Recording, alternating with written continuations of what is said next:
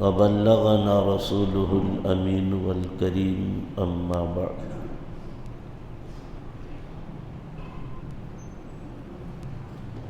دشمنوں کے خلاف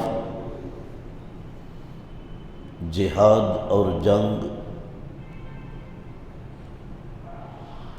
تم پر فرض کر دی گئی ہے، اور یہی تمہاری طبیعت پر ناگوار ہے۔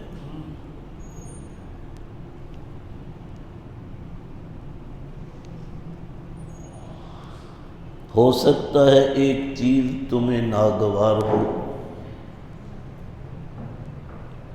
پر وہی تمہارے لیے بہتر ہو، اور عین ممکن ہے تم ایک چیز کو بہت پسند کرتے ہو اور وہی تمہارے حق میں بری اور نقصان دہ ہو۔ ارے اس حقیقت کو صرف اللہ جانتا ہے، تم نہیں جانتے۔ بزرگان محترم، برادران عزیزم،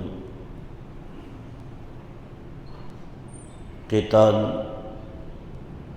فی سبیل اللہ کا مضمون شروع ہوا تھا۔ گزشتہ اجلاس میں آخر میں نے لارڈ ہیڈلے کے حوالے سے عرض کیا تھا، جنہوں نے برملا اس حقیقت کو واضح کیا ہے کہ اتنا بڑا جھوٹ اہل مغرب نے گڑا کہ اسلام تلوار کے زور سے پھیلا ہے۔ صاحب، اسلام تلوار سے نہیں، یہ محمد الرسول اللہ کے پیار سے پھیلا ہے، تلوار سے نہیں۔ انہوں نے جغرافیائی محل وقوع سے ثابت کیا ہے کہ پہلی جنگ بدر میں جو لڑی گئی ہے، مسلمان تو بے سر و سامانی کے عالم میں ہیں، ان کے پاس تو تن ڈانپ کے لیے کپڑا بھی نہیں، کھانے کو لقمہ نہیں، نہتے ہیں۔ ان ساری چیزوں کا پتہ چلتا ہے حضور اقدس صلی اللہ علیہ وسلم کی اس دعا سے، جو ساری رات جس دن صبح کو معرکہ قتال گرم ہونے والا تھا، تو رات بھر حضور صلی اللہ علیہ وسلم اللہ سے مانگتے رہے۔ اس میں حضور صلی اللہ علیہ وسلم نے یہ بھی بارگاہ صمدیت میں عرض کیا، اے اللہ یہ بھوکے ہیں، ان کو شکم سیر کر دے۔ اے اللہ یہ ننگے ہیں، ان کو پوشاک پہنا دے۔ اے اللہ یہ نہتے ہیں، ان کی مدد کر۔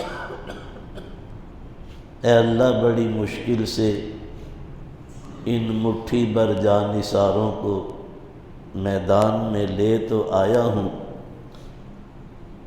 پر ان کے پاس ہتھیار نہیں، اور آپ نے مجھ سے وعدہ کیا ہے مدد کرنے کا۔ اللہم انجز ما وعدتنی، اے اللہ جو مجھ سے وعدہ کیا وہ پورا کر۔ اللہم ان تہلک ھذی العصابہ لا تعبد فی الارض ابدا، اے اللہ یہ تھوڑے سے مٹھی بھر لے آیا ہوں، آج اگر یہ مٹ گئے تو پھر قیامت تک تیرا نام لینے والا اور تیری بندگی کرنے والا بھی کوئی نہ ہوگا۔ یہ بھی حضور اقدس صلی اللہ علیہ وسلم کا نیاز مندی کا ایک انداز ہے اللہ سے مانگنے کا۔ یہ کوئی معاذ اللہ تعالیٰ کو دھمکی نہیں دی جا رہی، معاذ اللہ، استغفر اللہ، کوئی غلط نہ سمجھے، یہ بھی انبیاء کا ایک اللہ سے مانگنے کا انداز ہوتا ہے۔ کیوں کہ روئے زمین پر یہی تھے جو اللہ کے بندے تھے، باقی سب شیطان کے پجاری تھے۔ اگر آج یہ مٹ گئے تو اللہ تیری دنیا توحید کا جغرافیہ بھی اور ہوگا۔ یہاں لایا ہوں، اب میری مدد فرما۔ ساری رات اس طرح کی دعائیں کرتے گزری۔ جناب ابو بکر رضی اللہ عنہ پیچھے سے کولی لگائے، حضور صلی اللہ علیہ وسلم سے بارہا یہ عرض کر رہے، بس یا رسول اللہ، سن لی ہے اللہ نے، آپ کی دعا سن لی ہے، لیکن نبی علیہ السلام نے اس وقت تک اپنی دعا کو موقوف نہیں کیا جب تک کہ فرشتے نے آ کر نوید فتح نہیں سنا دی۔ فرشتے نے یہ بھی بتلایا، اے اللہ کے محبوب، آپ کا دشمن ابو جہل یہاں مرے گا، فلاں یہاں مرے گا، عتبہ یہاں مرے گا، یہاں فلاں، یہاں فلاں۔ 70 صنادید قریش مارے گئے تھے۔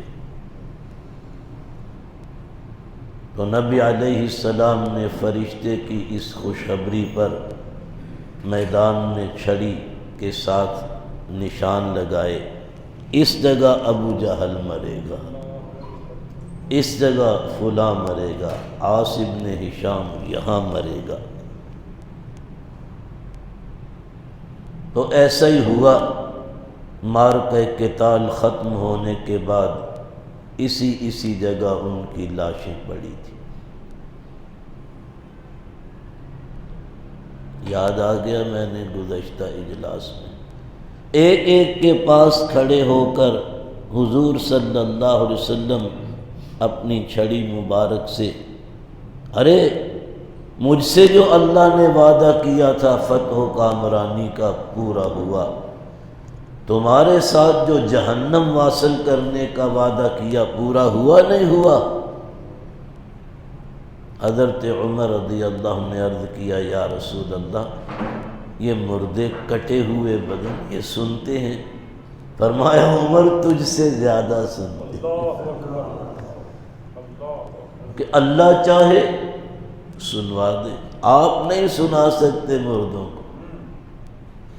قرآن پاک میں اِنَّکَ لَا تُسْمِعُ مَنْ فِی الْقُبُورِ، قبروں والوں کو آپ نہیں، پر اللہ چاہے آپ کی بات ان کو سنا دے، آپ نہیں سنا سکتے۔ پھر اللہ چاہے ان کے حالات تمہارے اوپر ظاہر کر دے، چاہے تو نہ کرے، وہ مالک کا اختیار ہے۔ تو فرمایا عمر تجھ سے زیادہ سن رہے ہیں، تم سن رہے ہو نا؟ ہاں، تو یہ اس سے بھی زیادہ سن رہے ہیں۔ پھر جب دانت کھٹے ہوئے منہ کی کھائی، 70 صنادید گرفتار کیے گئے، 70 مارے گئے، چوداتے ہوئے دھمکی دے کر گئے، بدلہ لیں گے اگلے سال، احد میں آئیں گے۔ احد تو مدینے سے متصل ہے۔ احد کا پہاڑی سلسلہ یوں سی ٹائپ قریباً 3 اطراف سے مدینے کو گھیرے ہوئے۔ احد اس لیے نبی علیہ السلام فرماتے ہیں احد ہم سے پیار کرتا ہے، ہم احد کو پیار کرتے ہیں۔ چونکہ مدینہ طیبہ کی ایک قدرتی فصیل ہے۔ احد میں آ گئے اگلے سال، ادھر منافقین کی سازش تھی، وہ عین میدان میں جا کر اپنے آدمیوں کو لے کر الگ ہو گیا۔ منافقوں کا گرو گھنٹال عبداللہ بن ابی بن سلول، جب 1/3 لشکر یکدم الگ ہو جائے تو دوسروں کے بھی حوصلے پست پڑتے ہیں، یہی ان کی سازش تھی۔ لیکن پکے ایمان والے تھے نا، وہ میدان میں ڈٹے رہے۔